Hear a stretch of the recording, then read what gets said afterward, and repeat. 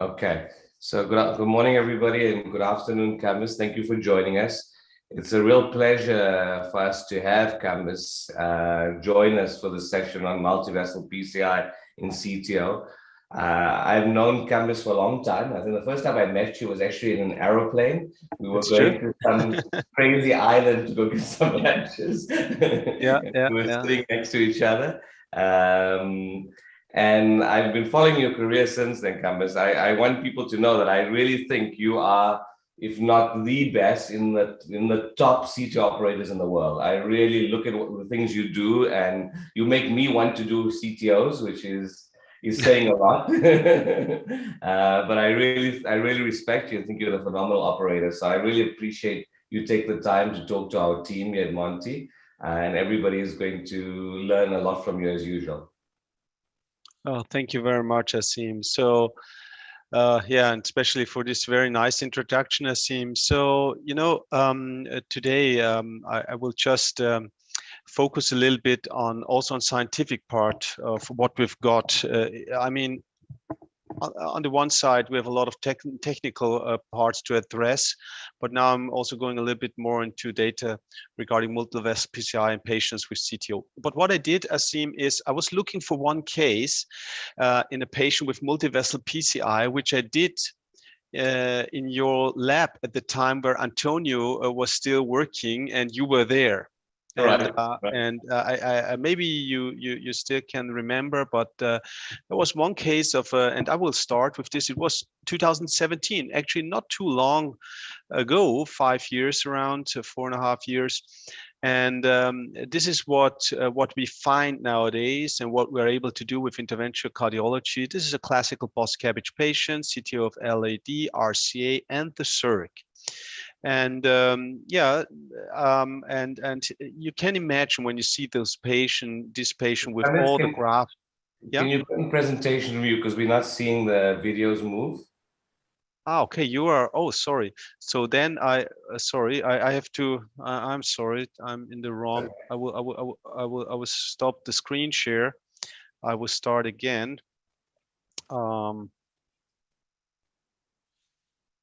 can you see it or not now? Yes, now we can see it. That's Ah, great. okay, That's better. because I have a splitted monitor. I'm sorry. No, So no problem. Um, this is, I mean, when you see this angiogram, what you so first of all, what you see is that I nowadays I probably changed my practice because you still see two femoral sheets. I'm doing more and more B-radial nowadays with the 7 French terumus slenders. But what you see is a huge ischemic burden. Finally, you see a viable myocardium, or the LV function was preserved. It's a hypokinetic myocardium, as you can see there, but the RCA is occluded, the LAD is occluded, as well the CIRC. So this patient suffers from angina and from severe symptoms, and all the grafts are down. So this was the scenario, and there were some attempts done antegrally in this patient. And the problem was that the LED occlusion was a very, very short occlusion, but calcified and angulated. So I also tried to wire here antegrally into this very short occlusion. And believe me or not, I thought it's not possible that we are not able to get this, or that I'm not able to get this with an antegrade escalation, but I failed. So the question is what to do next. I know there are different strategies out. You can knuckle and do in reentry. So I always enjoy to have retrograde wires, and here was a right marginal branch. And over this right marginal branch, I can go back to show you again the right marginal branch, just to get an idea about what's possible as well without big problems. Over this right marginal branch, it's a very, very nice approach to go retrograde here. And it's the only approach to go retrograde here because the RCA is occluded and PDA is occluded.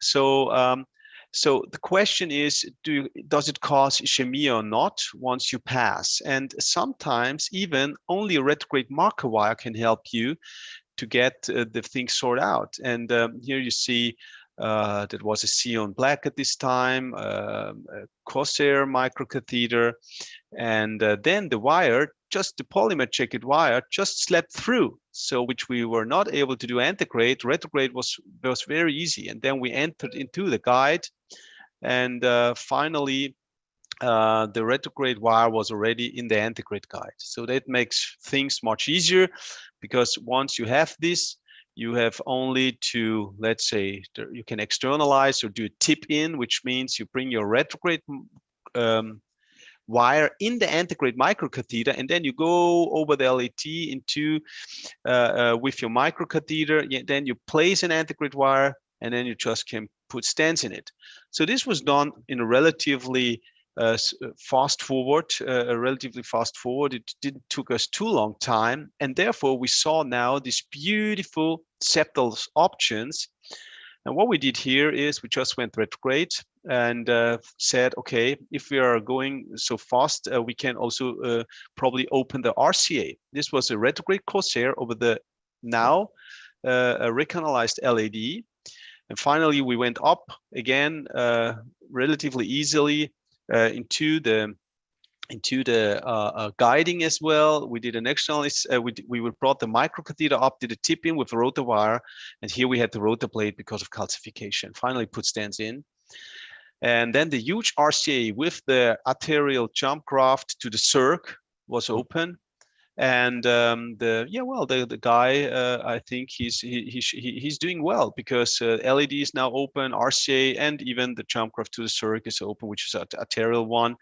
And this is finally multivessel PCI with CTOs.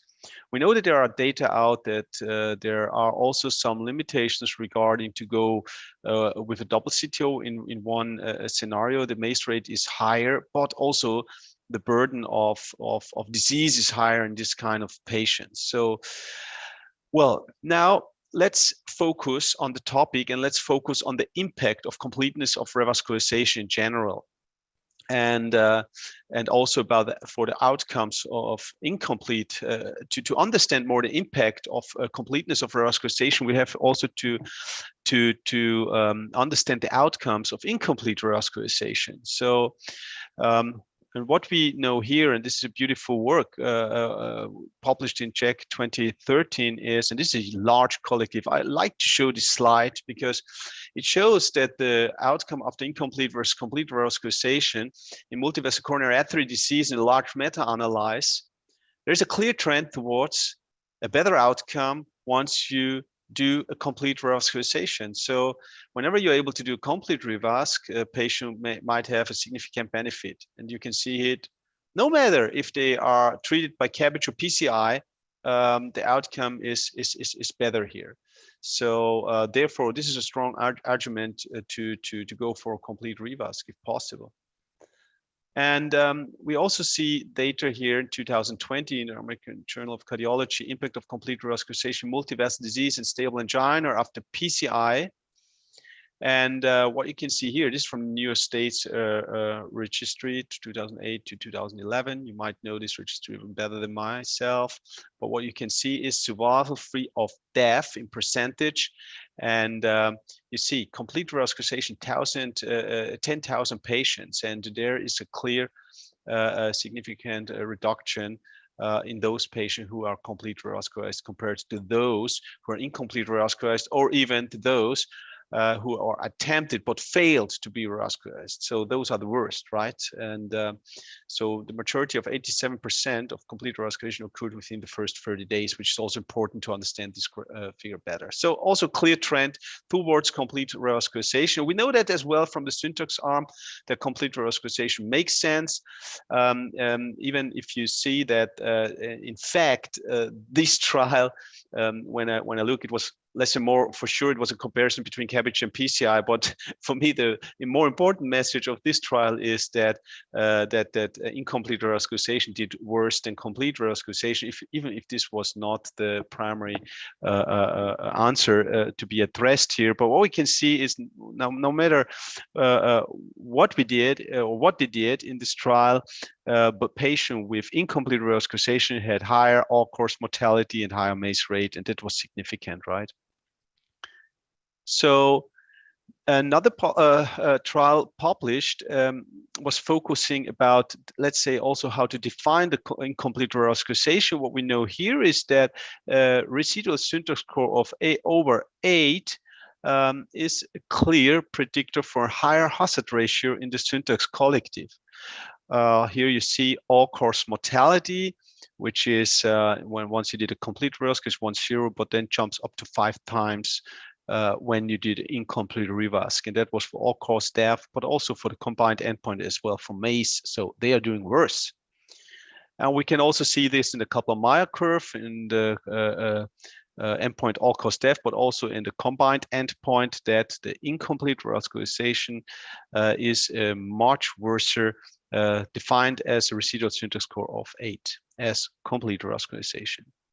So what is this saying to us? Let's say you did everything perfectly and you still have a PDA stenosis or posterolateral branch stenosis, even if it's significant. Maybe in the setting of multivessel disease, it might not play the bigger role.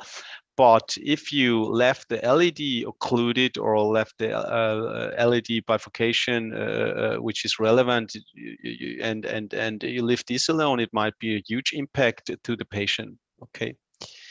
For sure, what we cannot exclude always is the fact that those with incomplete revascularization have a higher atherosclerotic burden in general. So this has to be also taken into account when we just see Kaplan-Meier curves.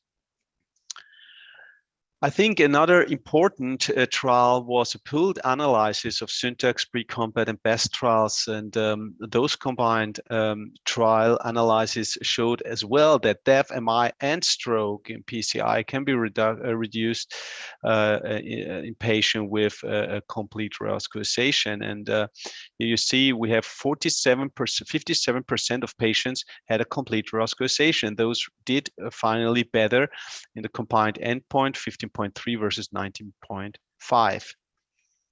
So is there a difference between the PCI and the CABG arm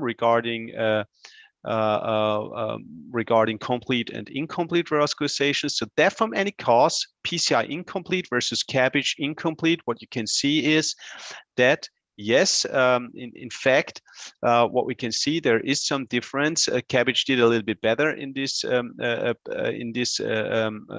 analysis, but nevertheless, even if you do a complete revascularization with PCI, you can reduce this significantly, and Kaplan-Meier curves are not deviating too much after 5 years once we did a great job with PCI. And the same we do here in the combined endpoint. But what we can see is once our PCI is failing, meaning that we are doing incomplete revascularization on PCI, then something is going in the wrong direction for the patient. So therefore, in free vessel disease, I hope that you really get the message that the complete revascularization makes sense. And now we are asking ourselves, which is the best revascularization strategy? Well, it's also clear in the guidelines that well, in the multivessel disease, for sure, with codominant left main disease and complex syntax score, CABG is a 1A indication. But what is important here is whenever you consider the decision between CABG and PCI, that there is a strong recommendation in the European guidelines as well that the completeness of revascularization should be prioritized. It's a 2A/B indication, and the author of the guidelines, Professor Neumann, which was my head of department since December, where I worked with him together last 5 years. That was really what we also did in my past center, that we really thought, are we able to do the complete revasc? And with PCI, if you have really good experts, you're able to do that almost really in many cases. And even if we sent the patient to CABG, what we did afterwards is that if the patient could not be completely revascularized, we always tried that our patient do not leave the center with additional PCI afterwards. So that was the deal. Our focus was that a patient with severe multivessel disease should be complete revascularized. So this is what we try to achieve all the time. So, well, now we're focusing on CTO as a predictor of incomplete revascularization patient with multivessel disease. Asim, whenever there's a question or point of discussion, you can for sure interrupt, right? So, absolutely, no problem. Yeah. And so now the CTO is a predictor of incomplete revascularization patient with multivessel disease. I think this is also very interesting.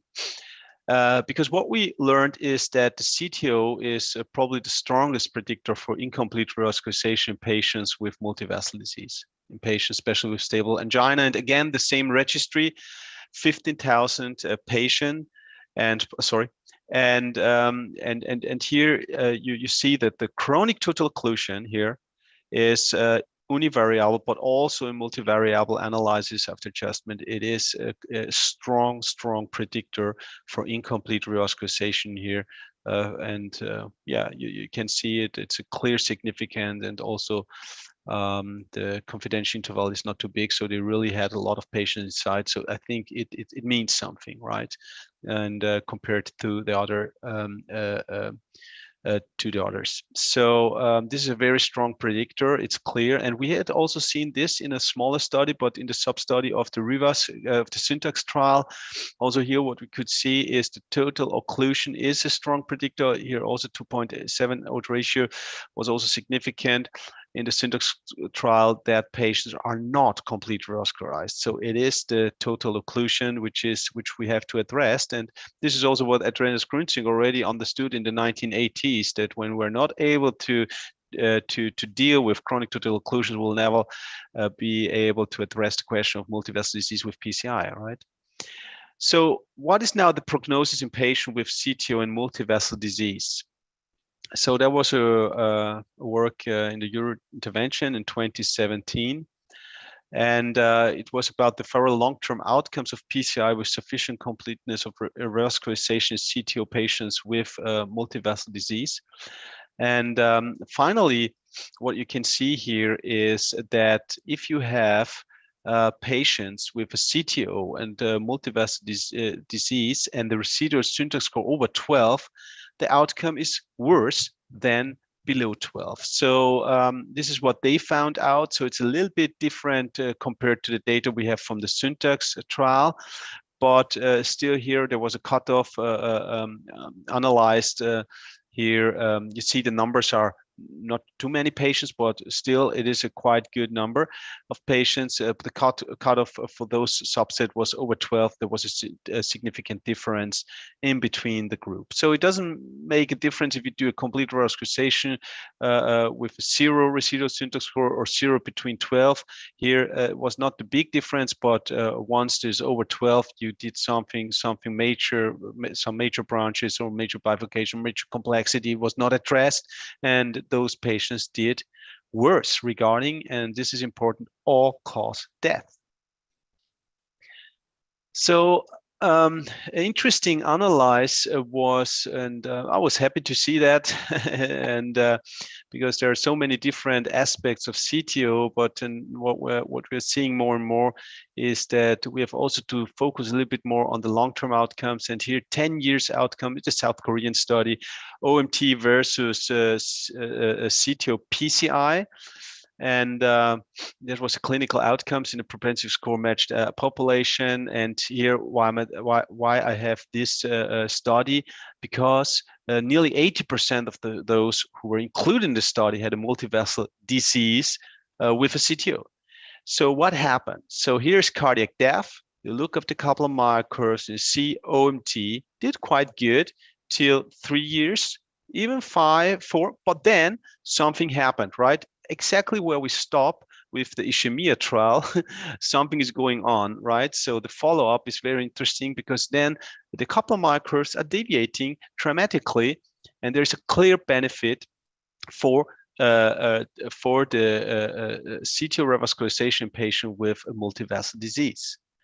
And this is very important to see. And I mean, here you do landmark analysis after 3 years. And even the whole population is significant. But even if there is no difference after 3 years, if you do landmark analysis after 3 years, you see a huge difference as well, between 16.6 versus 8.3. So you can reduce, I mean, the half of it. I mean, it's a double.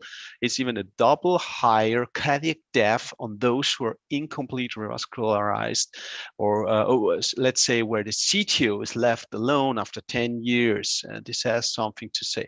Sure, always please keep in mind, we might have also the confounders that those patients which are left alone on OMT might be even the sicker ones that we cannot revascularize, probably those on dialysis, those with failed attempts. So this we have always to keep in mind when we look on a retrospective analysis, even if we try to extrapolate this with a propensity score matching. So data from our center regarding survival after CTO PCI, there was about 2,000 patients included here, retrospective analysis, but also what we found out is that complete revascularization did better than incomplete revascularization with successful CTO, but even better and even also better than incomplete revascularization with CTO, with failed CTO. Those who were let's say incomplete revascularized with failed CTO, those were those with the worst cumulative mortality outcome.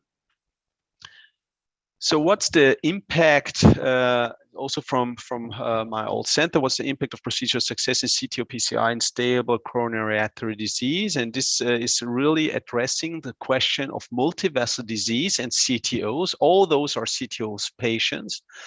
And here you see the multivessel disease with the failed and with the success, and single vessel disease with failed or success. What you see here, those are all-cause mortality, patients with event. It doesn't make a too big difference here whenever you have a failure or not in a single vessel disease, and probably as well not regarding MACE rate, but it makes a big difference in multivessel disease. So let's say the patient who is coming with a simple RCA occlusion, has no symptoms, or probably some, even if he has some ischemic burden, probably we will not have a big benefit on mortality with a single vessel disease patient. But when this patient has a codominant circ or already a standard LAD, this patient might profit even from the CTO of the RCA significantly regarding all-cause mortality and also regarding MACE rate. So okay, there are so Asim, do you think we should focus, or let's have the discussion afterwards, right? Yeah, I think we can have the discussion at the end. Okay, because I saw just some Q&As, which is interesting. I think we'll have the discussion at the end. Yeah. Okay, perfect. So now addressing the question of CTO PCI in patients with multivessel disease, what do we have here for special data? Well, it's not so easy to find data about this, but nevertheless, there are outcome data after CTO PCI with and without patients with multivessel disease compared to single vessel disease. Here from this Japanese retrograde summit registry. So with 65 centers between 2020 and 2015. Please keep in mind those were all retrograde patients, 5,000 patients. But what we see is that a lot of them, especially have a patient with multivessel disease, have previous bypass surgery, previous CABG, and this is quite high when you compare 10 versus 4%. So and so whenever we have those patients with multivessel disease, we have a higher CABG collective as well. Those are even patients with higher angina scale, and and also more peripheral artery disease, more diabetes. Well, we know these predictors. And what are the outcomes? Well, overall, those the success rate, so it's feasible. First of all, what we have to say, the success rate is, but even it's lower compared to those with single vessel disease. So overall, in the antegrade only procedures and in the retrograde procedures, there, once you tackle them retrogradely, there's not a big difference, right? In both, whenever you have multi or single vessel disease, but here, when you go on only antegradally, you have a higher success rate in patients with single vessel disease compared to those with multivessel disease. But nevertheless, what you see is it is more complex in a way to treat patients with multivessel disease and codominant CTO. Here you see MACE rate and complication rates. Well, the Japanese, they are always very secure during their procedures, very low MACE rates, and there's no big difference whenever they tackle multivessel disease or single vessel disease regarding the MACE rate. So what we were focusing on was Freddie and myself at this time already in 2017. So we started to focus more and more on low LV. Low LV ejection fraction and how to deal with those kind of patients with a CTO. It was very interesting, because we were the first actually that finally published data about that. It was not so clear to me at this time, but that we were systematically looking at those kind of patients, and we focused on patients with a high syntax score and low ejection fraction, which were almost surgical turndowns in heart teams. Freddie was working in Zurich at this time a lot, and myself already in Krotzingen, so in a big center. So we had a good collective. And what we found out is that patient with high syntax score and additional CTO with low ejection fraction, that those patients also have a benefit from a successful CTO as well. So even in those patients, or let's say especially in those patients, the impact of the revascularization of the CTO was quite interesting and very high. But you see very high syntax scores, immediate syntax score of 36. And well, we were a little bit surprised, because it was not our primary endpoint of the study, that we found a really increase of LV function in those patients. The patients, they had viability, they had MRI with viability, not all of them. If they were contractile in all the segment, diffuse hypokinesia, we didn't look at viability in all. With MRI, this is a little bit downside of the study. It would be greater if we would have a follow-up all the time also with MRI. We didn't have that, but nevertheless, we found an increase of LV function as well. Well, the CTO PCI in the setting of multivessel disease seems to be safe and does not affect the success rate. Well, it depends for sure who is doing the procedure, right? So I think this is something that has to be done by experts, by chip operators with additional knowledge of how to do a CTO PCI. So now the question about how to deal with CTO PCI multivessel disease with acute coronary syndrome and cardiogenic shock, because there are also data out. And this is one of early slides of CTO PCI, CTO in STEMIs, and that patient with CTOs, they have an increased overall mortality. We know that. Single vessel disease patient with a STEMI, the mortality rate is relatively low nowadays, 4.5%. Whenever they have a multivessel disease with and without a CTO, it's already increasing. But when there is a multivessel disease in the STEMI with a CTO, which means normally there are already two territories infarcted, or the patient is lucky and has some strange collaterals. But the scenarios often RCA occluded, and LED is going to shut down based on a transmural infarction, and those are really patients who are huge risk, right? 15.3% of those are dead.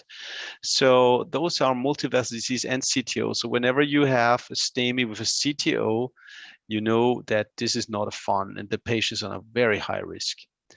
So now, this is also interesting because what the Explore trial tried to understand was more how the PCI for concurrent CTO within 1 week after STEMI can influence outcomes, and especially LV function, which was the question, right? And there were two arms divided in CTO PCI strategy and non-CTO PCI strategy after STEMI. And finally, there was not a big difference after 1 week. And and also the LV function did not differ after, I think there was accessed after 3 or 4 months, but there was not a big difference in LV function if you do the CTO after STEMI. So even there was a little bit of trend to more risk during the procedure in the acute setting of STEMI. So I think what we learned is that it does not have a too big benefit. So let's treat the STEMI, the culprit first, let the patient go. You don't risk anything if the patient is going, and then reassess the patient and talk to him. You need an expert to do it safe on the one side, to have a low risk, and on the other side is what is the risk for the patient and how old is the patient, how are his symptoms. There are many questions, but if this is a young, very active patient, I think we have really some data out that there is a strong recommendation to do a complete revasc. So now the complete trial. I think most of you know this, published in New England Journal of Medicine 2019, impact of complete revascularization in STEMIs. And what was interesting was primarily the first outcome, co-primary outcome was the cardiovascular death or new MI. And we were happy to see that complete made sense. So a complete revascularization makes somehow sense in the setting of in the setting of STEMI patients, and also the secondary outcome was a positive influenced number needed to treat 37. So you have to think about it, which patient you address for complete revasc, but there is no big downside in some scenarios. I mean, complete does not always mean that you're doing it in the same setting, but probably in the same hospital stay, right? It was allowed to do it in the same hospital stay. So that was a Canadian trial. So now we look at this trial, which is the mortality in CTO in cardiogenic shock. It's a back to older trial, STEMI and STEMI patients and STEMI patients with cardiogenic shock. It's similar, the same to the data I already showed you. But what you should know is whenever you come with STEMI and no CTO, we know the mortality is not so high, probably 3.9%. But when you have a CTO, it's like the Clarson data, which I've shown you, then it's increasing up to around 14 to 15% here. But when you have 2 CTOs and the last vessel has a STEMI, so has ST elevation, let's say a CIRC and RCA occluded, and the LAD has a thrombus, well, then the mortality is very, very high. And if this patient turns into a cardiogenic shock, it's not possible to survive this in a way, right? So whenever the patient comes in cardiogenic shock with a CTO, it's a very, very traumatic scenario. I mean, the cardiogenic shock itself is a big, huge problem, but if there is an additional CTO as well, this is a very, very high mortality, very, very high.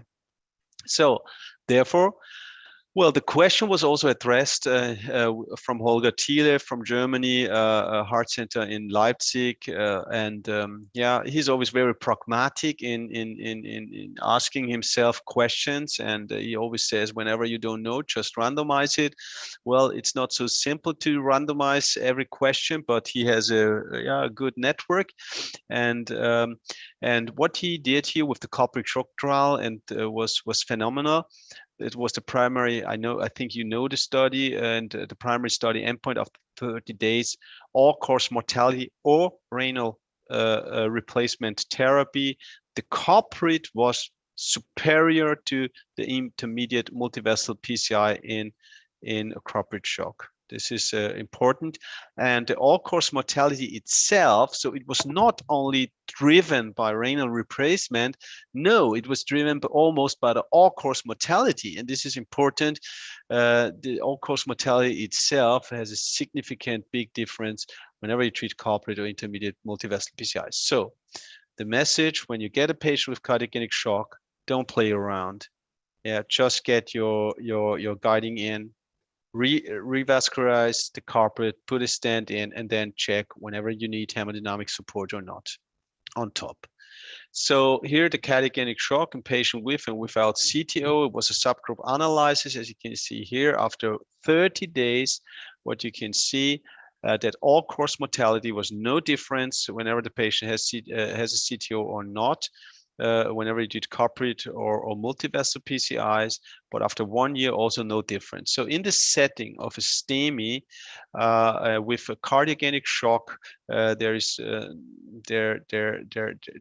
think there is a clear trend that we have to understand that the corporate lesion PCI is better, even if we don't see the significance here in the cardiogenic shock collective. But I think it's not the way to go that we start to do CTOs in the setting of cardiogenic shock, even if we are able to do it. And this addressing the question to the timing of multivessel PCIs in stable angina, because there are also not so many data out. For this, I had to go back to an interesting study, which was the Syntax 2 trial. And then in the supplement, I thought I was looking for the MACE and all-cause. What I've seen here, sorry, was MACE and all-cause death, stroke, and MI in patient with single procedure and stage procedure in the Syntax 2 trial. And the staged PCI was performed. You can see in about 30% of the patients within a median of 70 days. So look at the data and single versus staged. So the cumulative incidence of MACE, interestingly, the staged was higher than the single vessel procedure here. And the cumulative incidence of death, MI, and stroke, there, a single versus staged didn't make a big difference. So the only way to understand this is, for me, let's say, is that staged was somehow, let's say, a point of TLR that they had to show here, because when you look here, when you bring out the TLR rate, you don't see any big difference between single stage. So this, let's say, this subgroup analyzed does not give us really a clear answer to the question. There was one nice publication, 2018 JACC intervention, the predictors and outcome of stage versus one-time multivessel revascularization, multivessel coronary artery disease. It was quite interesting. Here they are just ratios for the primary and secondary endpoint for staged percutaneous coronary intervention versus one-time multivessel disease. And there was a clear trend that the staged PCI is better compared to the multivessel disease, right? So hazard rates is going down when you do stage procedure compared to when you do multivessel, one-time multivessel procedure. And this you can see even in all the subsegments, especially acute coronary syndrome is quite it's driven this calculation, but as well on stable angina, it's also still relatively important, I think. So for me, it's clear I don't overtreat patients in one setting. So, well, we can discuss this as well for the patients with Impella, which will be discussed in the Protect 4 trial or investigated. But let's summarize the whole topic, which is a big one, and I hope that I could really address all your questions. There's a clear evidence that complete revascularization should be achieved in patients with multivessel disease. The completeness of revascularization should be the primary consideration when deciding between PCI and CABG. It is important. It's to a B indication. I'm very thankful that we have this recommendation in the EST guidelines, and we are discussing this open to our surgeons. Are you really able to do that job or are you only talking about it?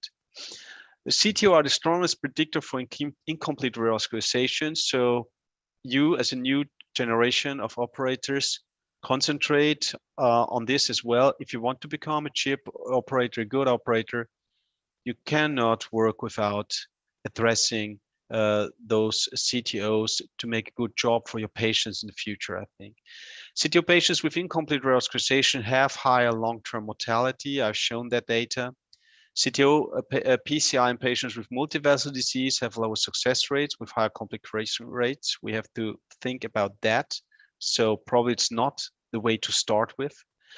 CTO patients in patients with multivessel disease and severe impaired LV function is feasible and can improve LV function. We've shown that. And for sure nowadays, at my time, we didn't have impeller. Some of those patients were on ECMO. Some of those were on only intra-aortic balloon pump. But nowadays, with beautiful devices, even with 9 French in the US, where we have support. CTO PCI in patients with cardiogenic shock and STEMI should be staged. And whenever staged PCI in a multivessel disease is preferable to single vessel, PCI still requires further investigation. Retrospectively, you have seen a clear trend that it's better probably to stage those patients than to address it in one setting.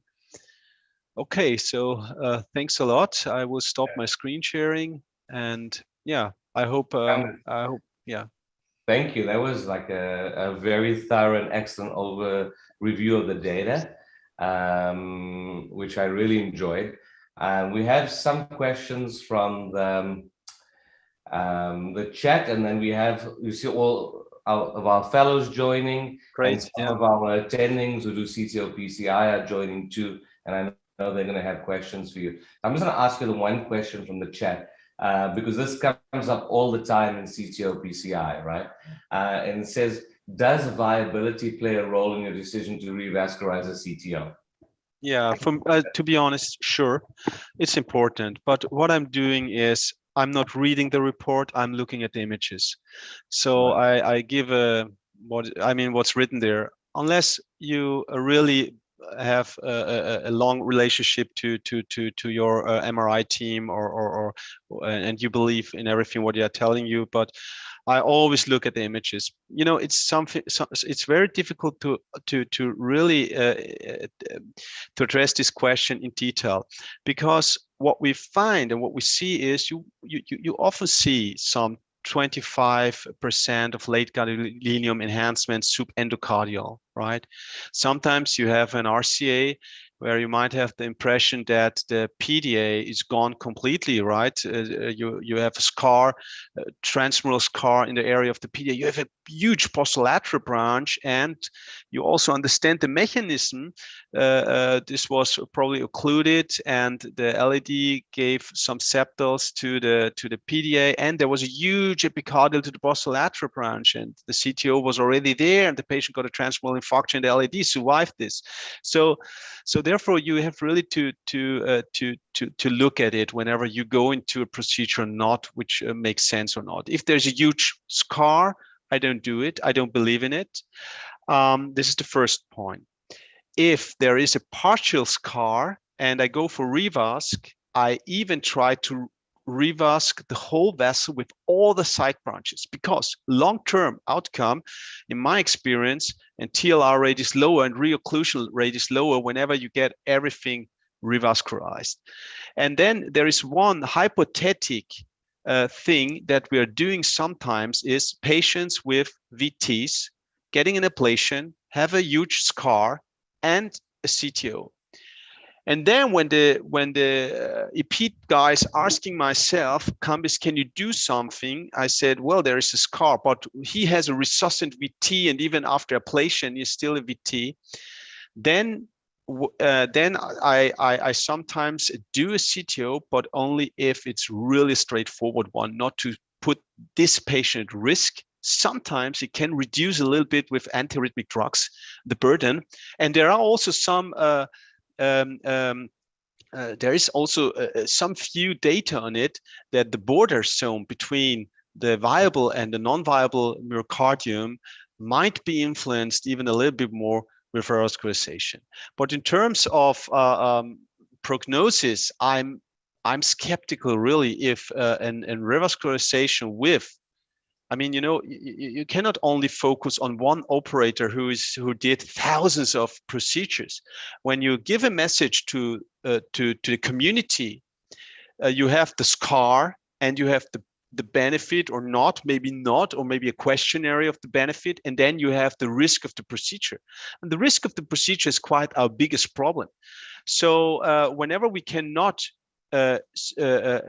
let's say, tell the patient that there will be a very, very low risk for the procedure, then maybe we should not do it. So, and on top, if there is a scar, then the benefit ratio is much lower. It's a little bit different as the stitch trial, because the surgeon just opened the chest and he puts a graft on it. He give a shit on it, right?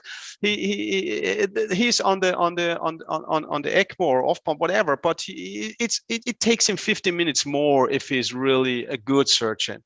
Yeah. But we have another risk during those procedures, and therefore I would be relatively restrictive. No, but you make a great comment, because I never, when we send patients with 3-vessel disease for CABG, and there's a CTO of one of the vessels, the surgeons never like to say, oh, I'm not going to stick a graft on the right, on this huge right, because I don't know if there's ischemia or there's viability. They stick a graft on it and they get better complete revascularization. Anyway, I see one of my partners on, Michael Johnson. Michael is one of our, helps lead our CTO program here. And I see he's on, so I'm sure he has a couple of questions or comments. Michael. Sure. Yep. Morning, everyone. Excellent talk. I'm actually, I'm glad you didn't venture into decision CTO and Euro PCI, because those studies are sort of difficult to substantiate. And to your point about SCAR, I think there is some data in patients with defibrillators and CTOs, and they have less shocks if you open up that CTO. Yeah, Vacto.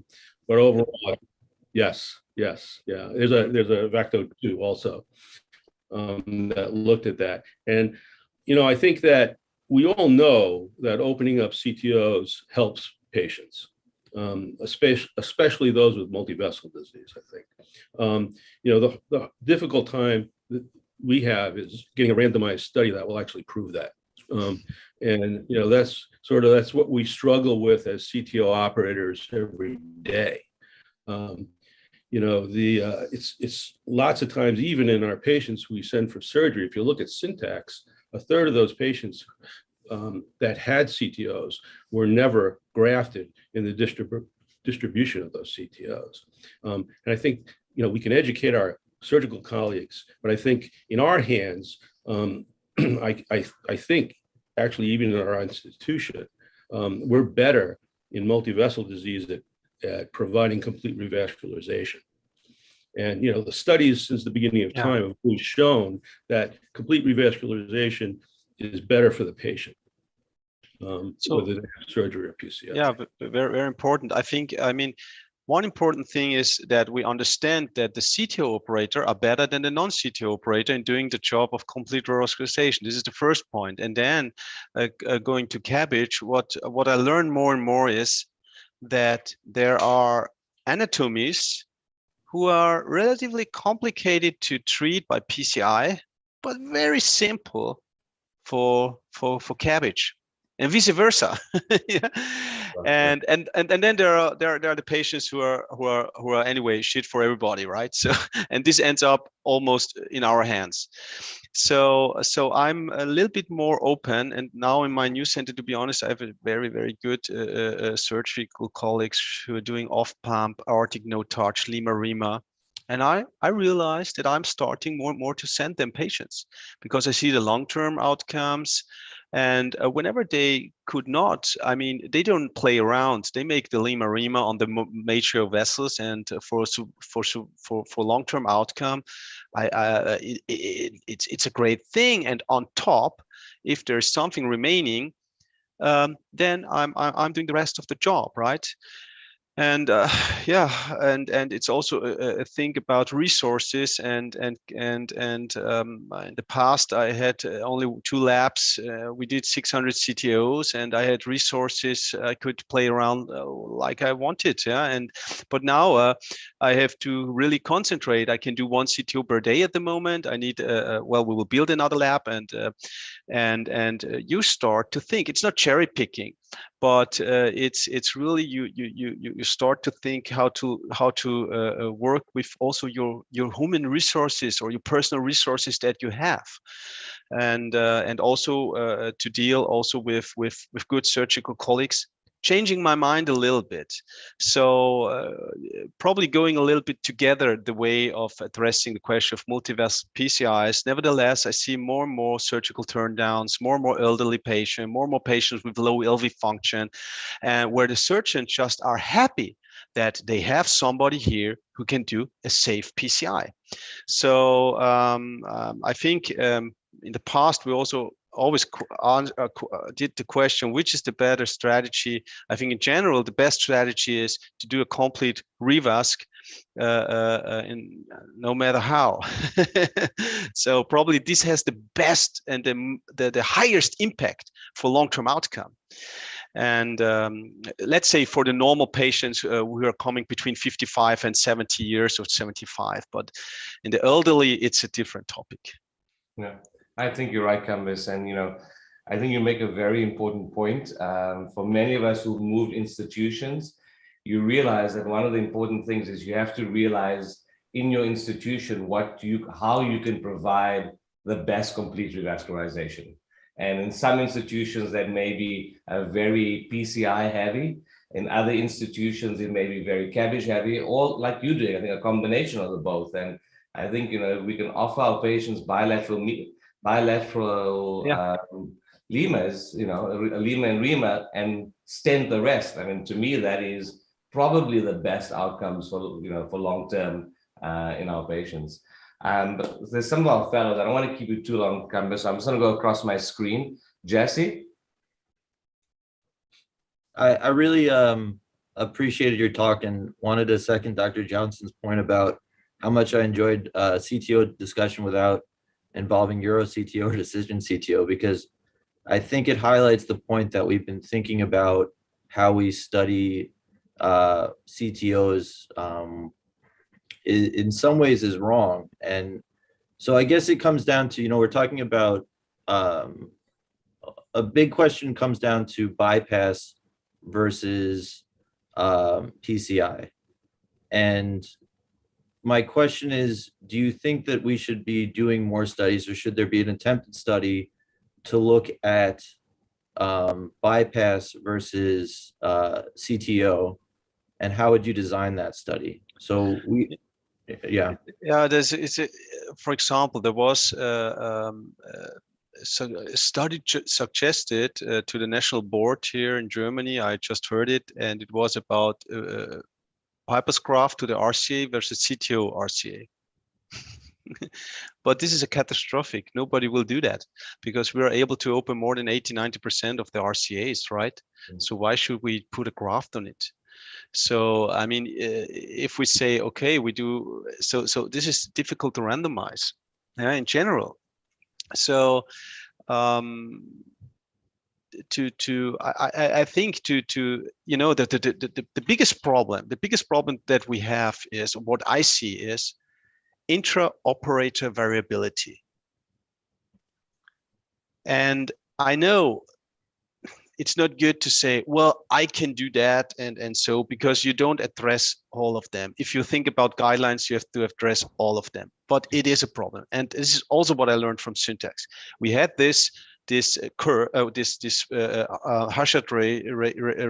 ratios for the MACE rates for CABG and PCI.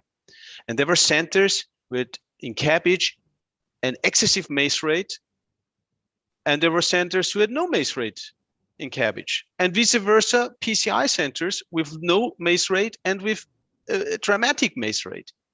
So I think what we learned is to do our job better, right? And when you really want to help the patient, you have to do the job good. And now coming to the question, what is better, PCI or surgery? In fact, what I realize is that the quality of surgical quality is going down, and the quality of PCI is going up. We're doing more IVUS. We're doing better plaque preparation. We learned so much from our mistakes in the past. We have now IVUS trials going on to show superiority. We are getting better and better and better. We are able to revascularize things where a surgeon said, how are you able? I even didn't see a vessel. How are you able to revascularize this? So we are pushing ourselves, and I really look also on the surgical colleagues, but overall the quality is going down, and this is our biggest problem. That in future we will see less and less surgeon with a higher quality, and this is also probably the biggest problem for trial, how to do this. I mean, this is also the question of Syntax 1 and 2, where the Syntax 2 arm showed when you do it properly, you can be much better than the Syntax 1 arm, right? So yes, we could do a Syntax free trial, start again with the whole scenario and do it again. But even from the old data, now the 10-year outcomes for the diabetes collective did not differ. So it's very interesting.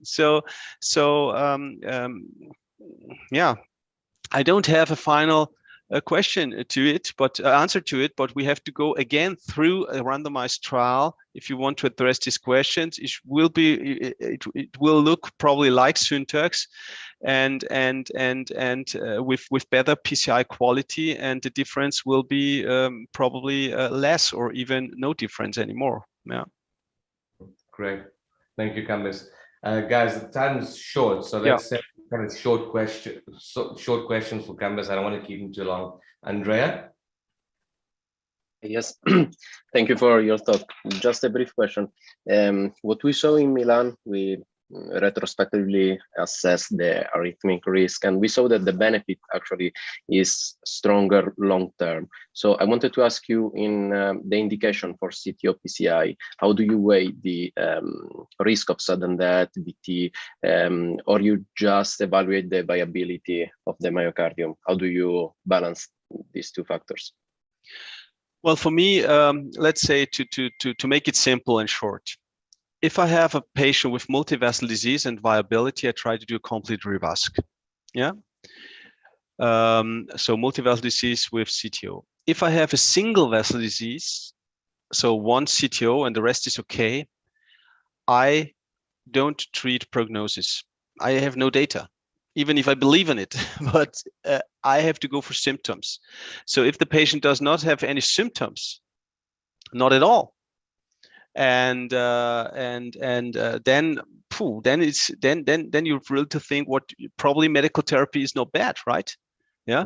And then it depends also on the complexity on, if you have an 84-year-old man coming in with a calcified RC occlusion, said, I feel perfect.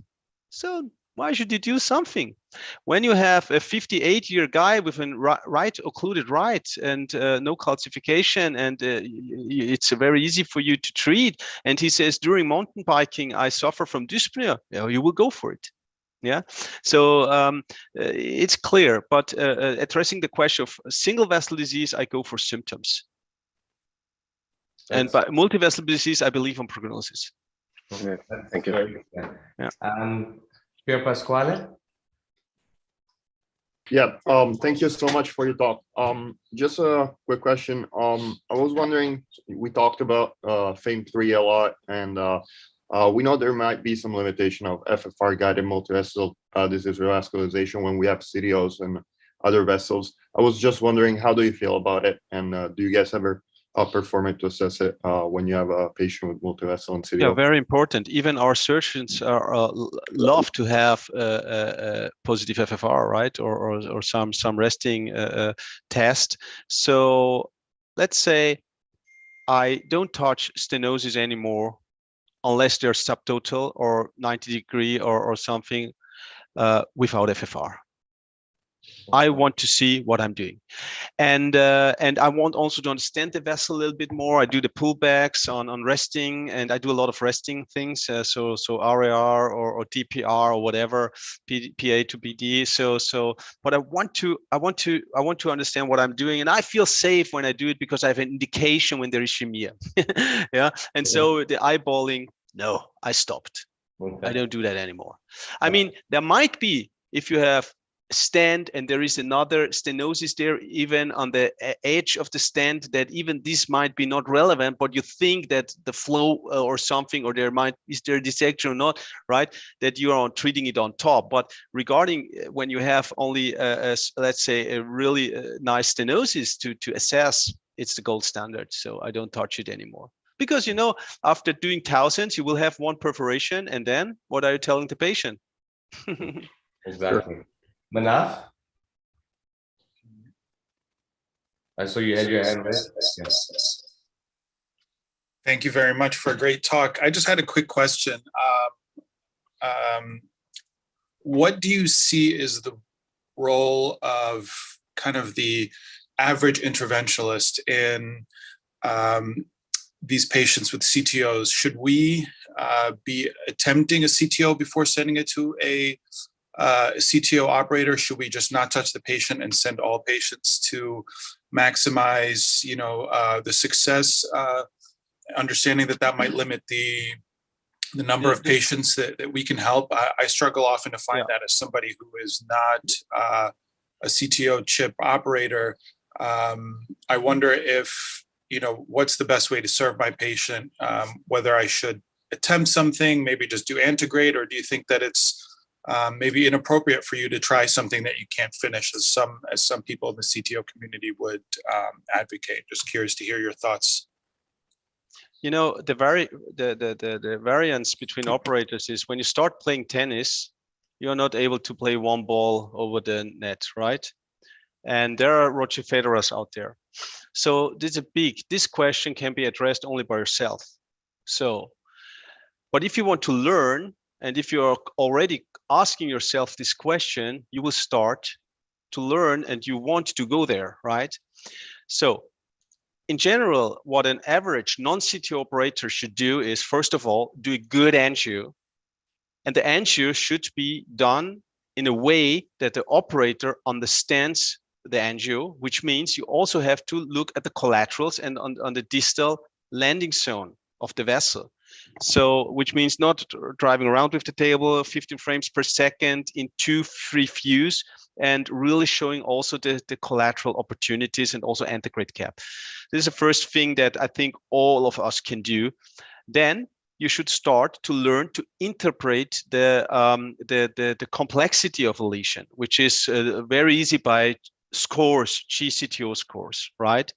The next step would be that you start with non-calcified, non-tortuous lesions with a tapered stump.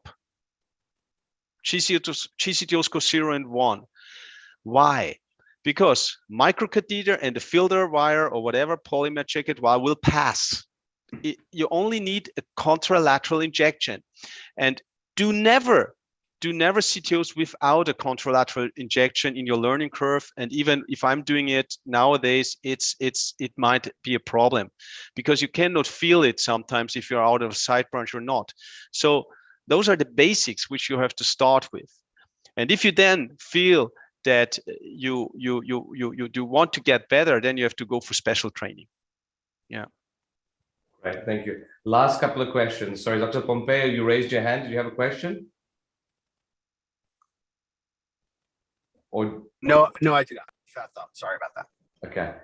Judah, any final question? And then we're going to close up here.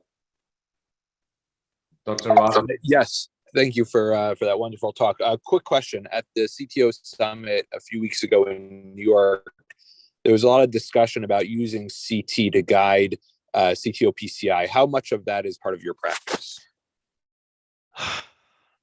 It's to be honest, whenever I have it, I'm happy because I see the calcification pattern. And also in some scenarios when I have an ambiguous cap, but at least in my daily practice, I survive without CD, and it's again radiation for the patient. So I know the Asian people doing a lot. I think it has its place. Also, radiation is going down there.